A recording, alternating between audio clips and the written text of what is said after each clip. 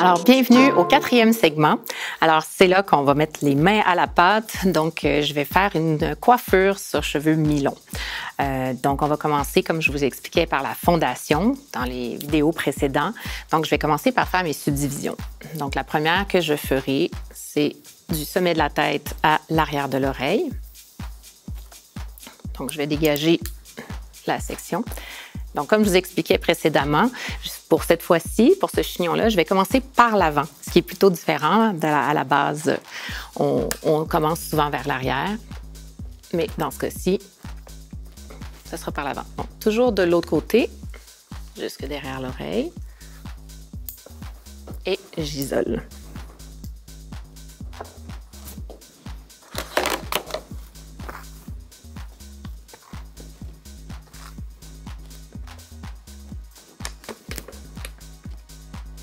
Donc, je vous parlais plus tôt que mes inspirations viennent beaucoup de ce que j'ai vu sur Internet, différentes vidéos, différents artistes, mais aussi, en général, on regarde la mode, on voit que tout est un peu oversized, tout est un peu exagéré, donc on va aller chercher ça aussi dans nos architectures capillaires. Donc, on veut quelque chose qui a un peu de volume. Évidemment qu'on fait ça, c'est pas comme sur un défilé de mode. On le fait pour la rue, pour que ça soit accessible à nos clients. Mais on a quand même besoin de petits outils pour nous aider à avoir du support. Donc, j'ai pris un beigne que j'ai coupé. Donc, j'ai fait des carrés comme ça ici et je vais en faire des petites boules. Donc, c'est ça qui est pratique avec cette matière-là. C'est que c'est assez flexible, mais aussi on peut la... Donc, je l'ai enroulé comme ça ici et je vais prendre un élastique pour pouvoir l'attacher.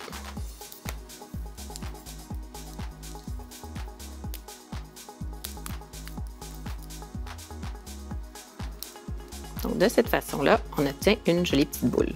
J'en ai besoin de 2. C'est pas obligatoire de les faire égales parce qu'on peut aussi s'imaginer qu'on peut faire un peu plus. Donc, on revient à notre structure. Donc, si je veux un petit peu d'élévation ici, étant donné qu'il y a plus de cheveux là, on peut la faire soit un peu plus grosse, soit un peu plus petite. Donc, ça peut être intéressant de ne pas les faire de façon égale. Donc, je m'exécute une deuxième fois.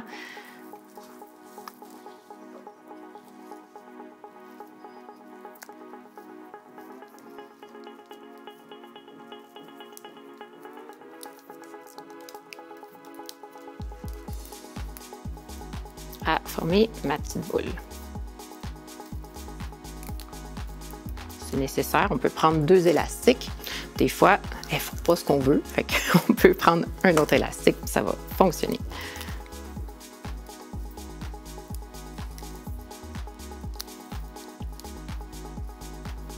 Et voilà, donc on voit bien, j'ai mes 2 petites boules ici. Donc, ce que je vais faire, c'est prendre mon peigne à crêper et je vais prendre une première section et je vais aller crêper comme ça ici. Donc, on voit que je ne m'acharne pas à faire du petit crêpage et tout ça. Je prends 1 ou 2, 3 grands coups et ensuite un peu de fixatif. En crêpant de cette façon-là, ça nous permet premièrement d'avoir un contrôle sur notre crêpage, mais on pense aussi à notre cliente. Tu sais, quand tu vas être 2 heures du matin puis qu'elle va défaire ses cheveux, ça va peut-être être plus facile à démêler comme ça que s'il y a vraiment un gros nid. Donc, on va fixer notre petite boule. Donc, j'ai mis mes bobs épines sur mon bracelet magnétique et c'est sur ce crêpage que je vais aller installer ma première petite boule. Donc, le fait qu'on a crêpé, ça nous permet d'avoir le soutien nécessaire. J'insère ma bob épine et la deuxième. Je m'arrange pour les croiser. Donc, on voit, c'est bien solide. Donc, je pourrais ensuite venir porter mes cheveux dessus. On comprend un peu où est-ce que je m'en vais. Je vais faire la même chose de l'autre côté.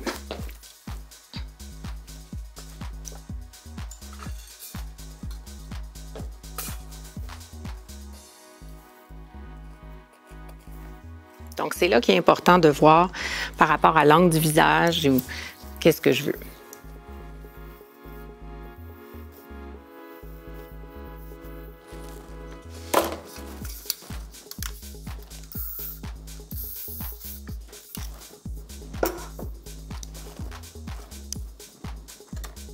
Donc, encore une fois, j'ai installé ma petite boule.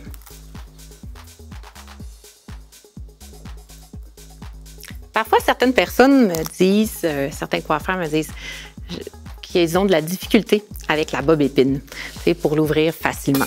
Donc, je peux vous montrer mon truc à moi. C'est vraiment, je le tiens entre mon index et mon pouce et avec l'annulaire, je viens l'écarter comme ça ici. Et là, ça me permet d'aller travailler plus facilement. Donc, il y a plusieurs techniques. Voici la mienne. C'est assez facile, mais des fois, ça aide des petits trucs comme ça. On oublie parce que parfois, on n'en fait pas souvent des chignons. Donc, on passe à la section suivante. C'est là que je vais commencer à monter ma structure. Donc, je vais réutiliser mon peigne à dents larges parce que comme je veux garder le mouvement de la vague qui a été créé, ce peigne à dents larges va me permettre de garder le mouvement. Je viens appliquer un peu de fixatif pour être certain que je viens chercher les petits cheveux, mais qu'on garde bien la vague. Et là, on vient le répartir sur notre forme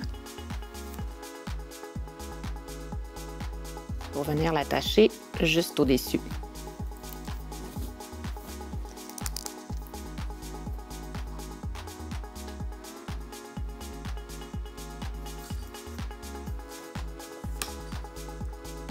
Donc, on voit bien ici. Même si la bob épine apparaît, dans ce cas-ci, c'est pas grave, puisque je vais venir refermer tout à l'heure avec d'autres cheveux.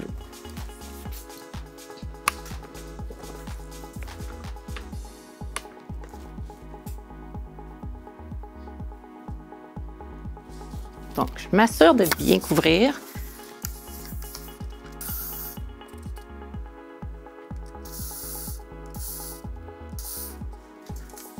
Et je passe au second côté.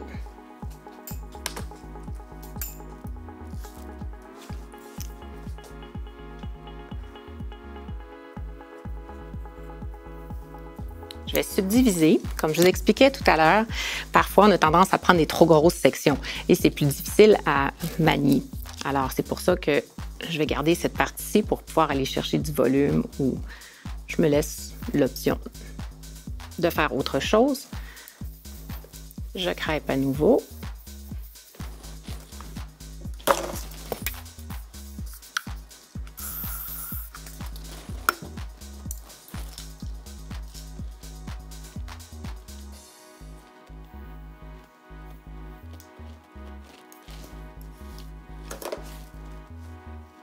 Et j'essaie de retrouver la forme, le mouvement que j'ai envie.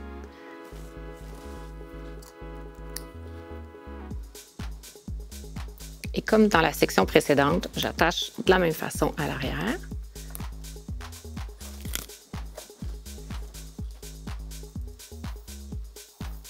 Donc, on doit penser aussi à la direction quand on fait notre crêpage. Comme là, je veux que ça monte par ici. Donc, si je crêpe comme ça, ça ne sera pas la bonne angle. Donc, oui, il y a une partie intuitive quand on fait des chignons, mais il faut quand même aussi avoir une certaine logique.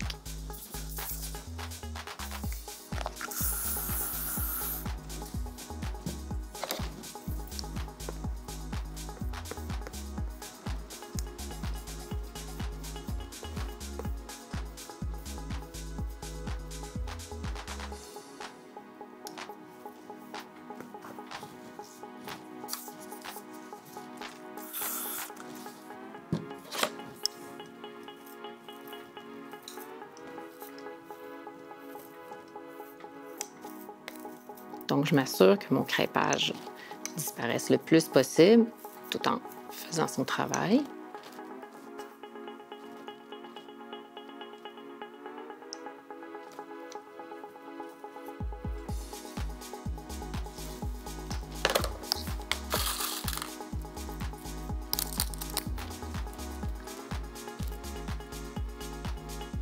Et je vais attacher à l'arrière comme précédemment.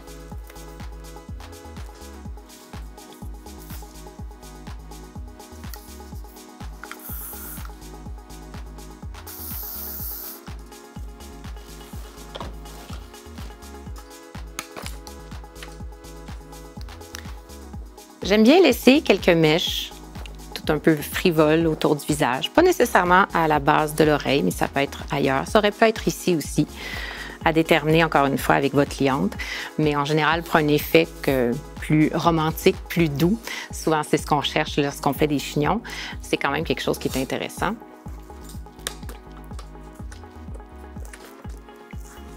On va passer au côté. Donc, je vais le remonter jusqu'au sommet ici, puisqu'on a toujours notre subdivision. Donc, dépendamment de la densité du cheveu et de la texture, vous aurez besoin de crêper ou non. Moi, je vous suggère de le faire légèrement, encore une fois pour une question de solidité.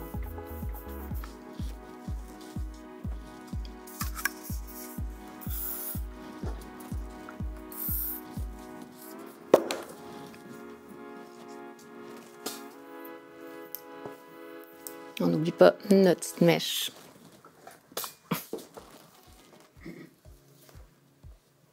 Un peu frivole.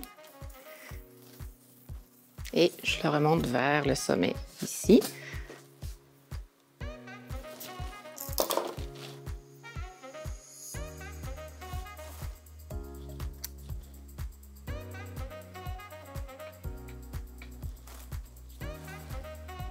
Ce qui me permet de finir de couvrir ma petite forme en dessous pour qu'on ne la voie pas. Parce que l'idée, c'est qu'on a l'impression qu'elle n'existe pas.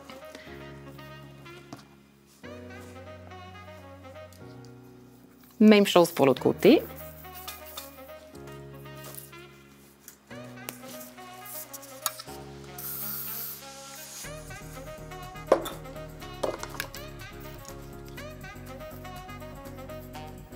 Donc, dans ce type de coiffure, avec des vagues comme ça, c'est normal que tous les cheveux ne soient pas parfaitement lisses, qu'il y ait des petits frisottis. Et je pense que ça serait un peu faux de penser qu'on peut le faire autrement. Tant mieux si vous êtes capable, mais je pense que ça va avec les boucles. Donc, c'est sûr qu'on ne veut pas des gros contrastes, mais il y a quand même possibilité que ça arrive. Mais ça vient avec l'effet naturel. Donc, ensuite, on va passer à l'arrière.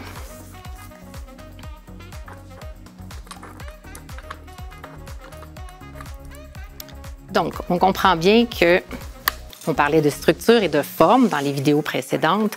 Donc, il faut y aller avec les besoins de la cliente, la forme de son visage.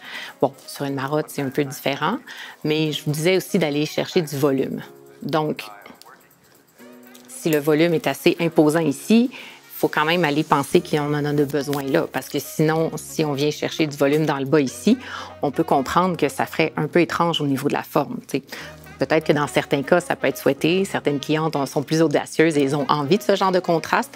Mais en général, si on y va dans le sens de l'esthétisme, dans le sens du design, bien, il faut penser à contrebalancer. Donc, je vais pouvoir diviser encore une fois pour être sûr que notre fondation est bien solide. Donc, je vais garder cette section du dessus pour la fin. Et c'est là qu'il y aura mon volume. J'isole cette partie-là.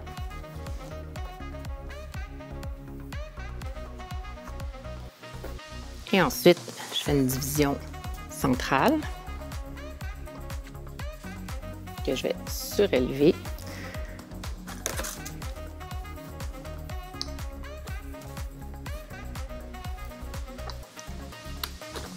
Je vais le faire de profil, ça va être plus facile pour moi.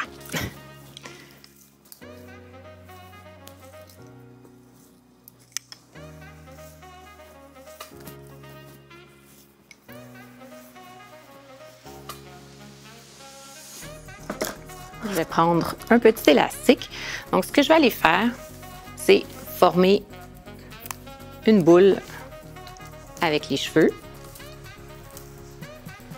Donc, je fais une simple queue de cheval.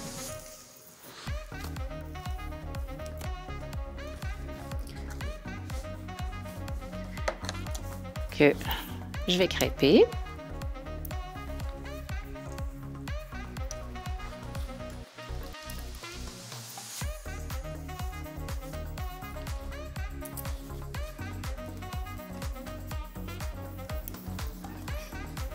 Et je vais venir former. C'est des choses qui arrivent. En salon aussi, j'échappe souvent mes outils. Souvent, je dis que c'est grâce. C'est l'émotion d'être trop dans mon travail, dans ma création.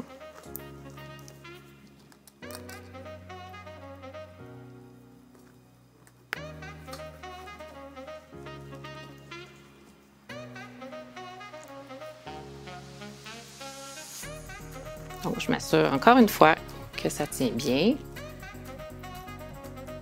Parce que c'est sur cette boule-là que plusieurs cheveux vont être ancrés. Et voilà. Donc, de façon un peu aléatoire, je vais aller chercher des mèches et on voit déjà que le mouvement est là. On s'inspire, c'est la partie créative de la structure, de l'architecture capillaire qui me plaît. C'est là qu'on s'en va tranquillement vers, pas la finition, mais presque. Donc, le cheveu nous parle parfois et il faut l'écouter. Tous ces détails-là, donc je viens l'attacher sur la boule.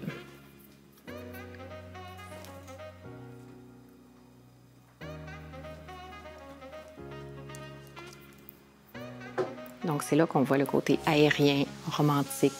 Tout est en douceur.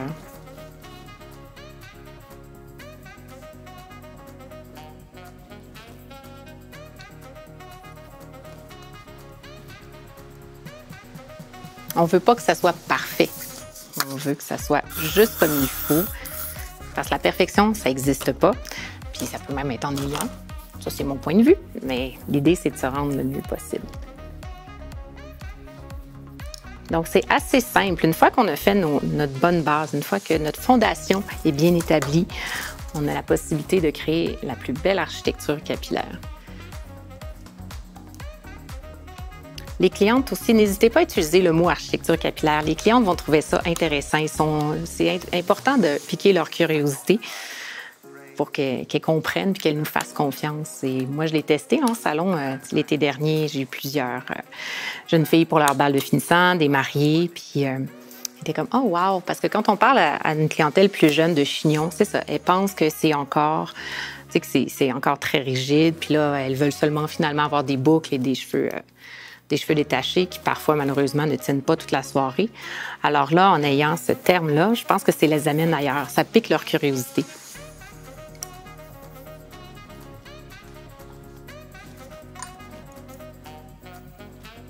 Donc, encore une fois, je prends une section, je les subdivise, toujours pour m'assurer de la tenue.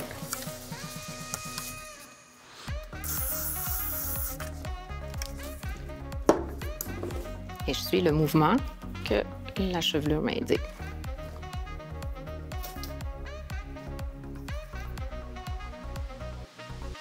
Parfois, on peut faire un petit crochet. Donc, j'ouvre ma bob épine de cette façon et je viens tourner autour et ensuite j'insère.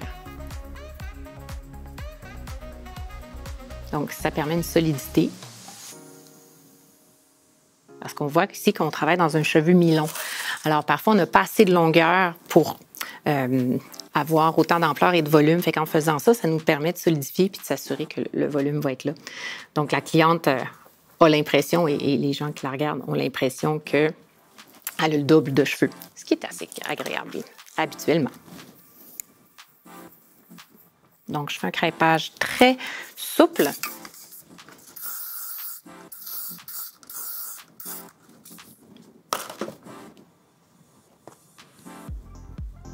On voit, cette mèche-là tombe. Pour l'instant, mon instinct me dit de la laisser tomber. On verra par la suite, il sera toujours temps de la rattacher.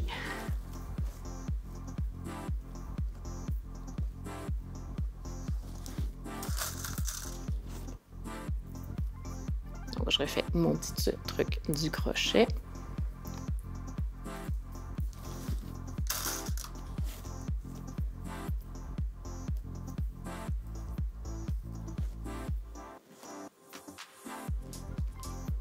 Et il va me rester ma section du dessus.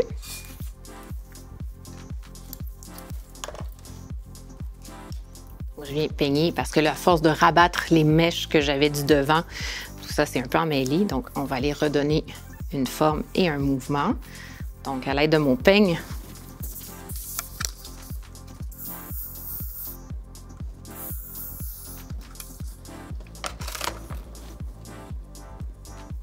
donc, je prends la section du centre.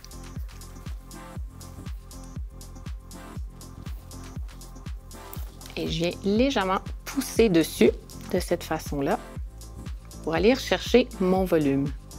Et en prenant des petites pinces comme ça, je viens équilibrer mon volume. Donc, on voit de profil, on peut comprendre que ça ne va pas descendre de façon trop abrupte, puis ça vient équilibrer avec l'avant. Parce que c'est ça l'architecture, c'est équilibrer nos volumes.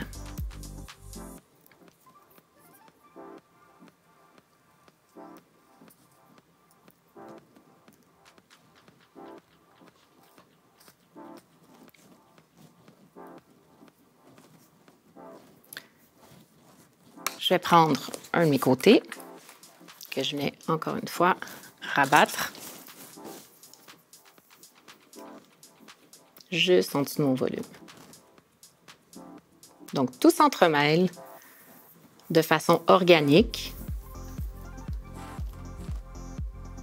On ne voit pas trop où est le départ, où est la fin, mais je trouve que c'est ce qui est intéressant.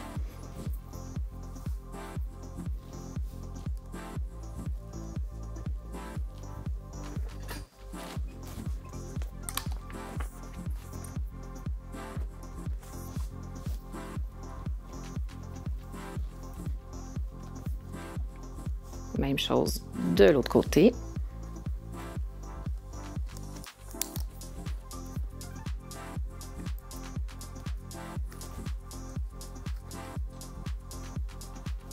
Et il me reste donc les deux sections, ce qui reste des mèches que j'ai rabattues.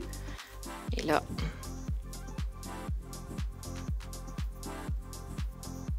j'ai cherché d'autres formes, d'autres mouvements pour créer un ensemble.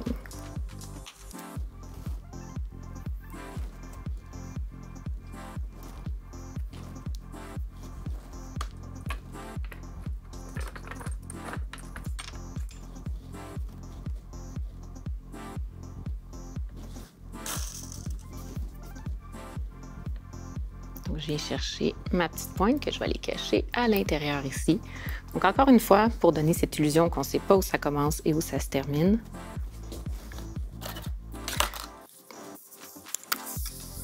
Donc, on aborde le thème de la finition.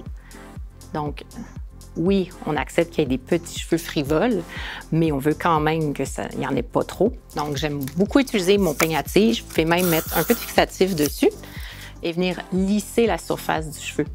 Donc, ça va permettre une finition plus intéressante. Parce que souvent, avec nos doigts, on a déjà du fixatif, ça finit par recoller, tandis que le fait que c'est en métal, ça permet de lisser plus facilement.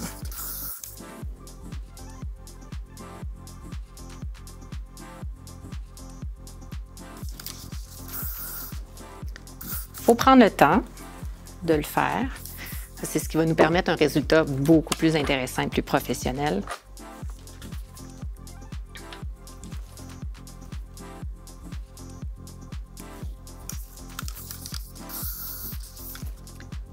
Évidemment, quand vous le ferez en salon, c'est beaucoup plus facile de travailler devant un miroir. On comprend encore mieux, on voit mieux nos volumes. Mais un autre truc qui est important, que je fais toujours, c'est de prendre du recul. Parce que là, on travaille de façon très près. Donc, en reculant, on voit beaucoup mieux l'ensemble de notre forme. Ce que je n'ai pas fait pour le moment, donc j'espère que c'est correct. Mais ça nous permet de voir, donc peut-être le faire plusieurs fois même pendant votre coiffure, de prendre, ou si vous avez un collègue en qui vous avez confiance, c'est de demander « Hey, as-tu 2 minutes? Ça a l'air de quoi de ta perspective? » Parce qu'on pense à nos mariés ou à nos balles de finissant. Il va y avoir des photos qui vont être prises de loin, tout ça. Donc, si c'est disproportionné, il vaut mieux le faire étape par étape lors de notre architecture capillaire. Donc, prenez le temps de le faire. C'est quelques secondes. Puis, ça fait tellement artistique en plus.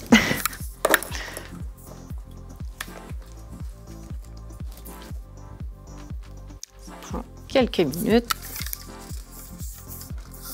et je vais tout terminer.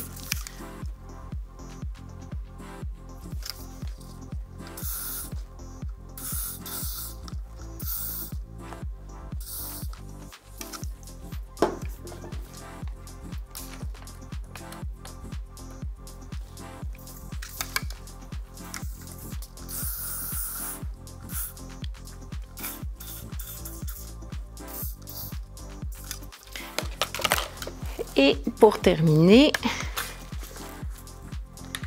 on va utiliser le produit qui est tombé par terre.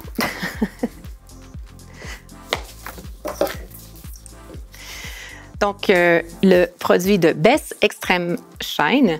Donc, ça nous permet, c'est un vaporisateur, donc c'est pas en aérosol et on le met d'assez loin. Qui est brisé. Donc, normalement, je vais l'appliquer avec mes mains, mais on peut y aller aussi normalement. Il y a moyen d'y aller. Donc, ça va donner beaucoup plus de brillance et ça va nous permettre de faire une belle finition. Donc, si on résume, il faut penser à nos 3 étapes. Donc, la fondation, la structure et la finition. Donc, tout ça va vous permettre de faire la plus belle architecture capillaire que vous êtes possible. Prenez votre temps, prenez du recul. Évidemment, c'est toujours mieux de faire un essai, particulièrement dans le cas des mariés. Et puis, pensez à vos outils. Moi, je vous ai fait part de mes préférés, mais c'est à vous d'expérimenter. J'espère que ça vous a plu. Puis, on va poursuivre dans le prochain segment avec une coiffure sur cheveux longs.